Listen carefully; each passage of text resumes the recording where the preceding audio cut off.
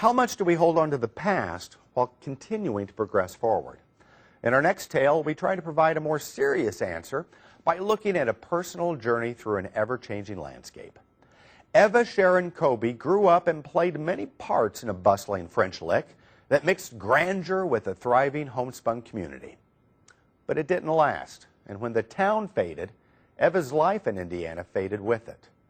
But now French Lick has returned to much of its former glory. And guess who's back in town? This time, bringing her memories to life as one of French Lick's official historians. The Pluto Spring still runs through French Lick. It is encased like a shrine, a reminder of southern Indiana's history. Just beyond the shrine is another sustaining image that seems a little out of place among the rural rolling hills in this part of the state, the French Lick Resort and Casino. Built in the 1800s, the French Lick Springs Hotel had been a kind of home, the economic lifeblood to hundreds of families over the years. I walk in here and I can see all the way back to the beginning of the 20th century. You step back in time. Eva Sharron Kobee is the resident historian for the newly reopened resort, but her personal history with this place began in the early 1900s.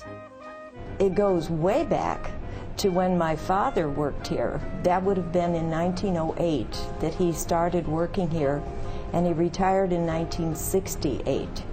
Frank McDonald worked as chief engineer in the resort's power plant for 60 years. Eva's aunts ran the switchboard. And although her family was deeply tied to the hotel, she wasn't a regular in the halls. When I was a child, this was off limits. I was not allowed in the hotel. No one was, unless they were a guest.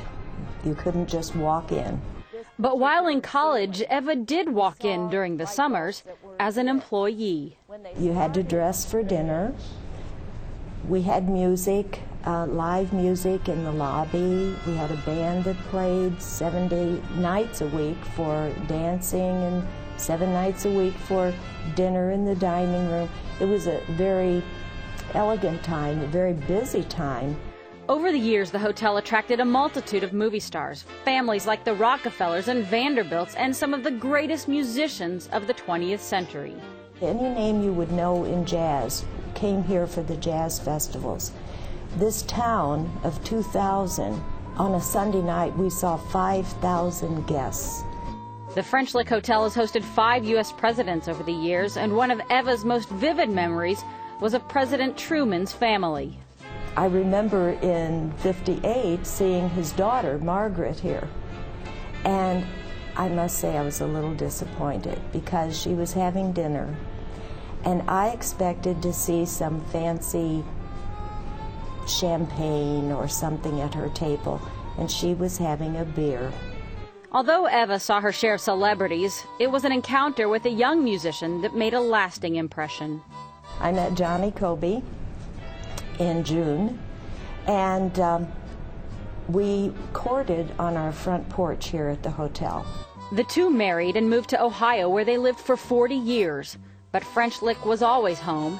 They knew they would return, and did in 2000, and both came back to work at the hotel. But when they returned, it wasn't the French Lick they had left. The hotel was in decay, and the town of 2000 was dying. When I left, it was a very vital town with 2 women's dress shops, a men's very nice clothing store, 2 drugstores, 2 five and dimes, a hardware store, a movie theater, and this is all on one block. A very busy, wonderful town. And that started dying. It was sad to see people not coming in, you know, as our guest numbers would drop.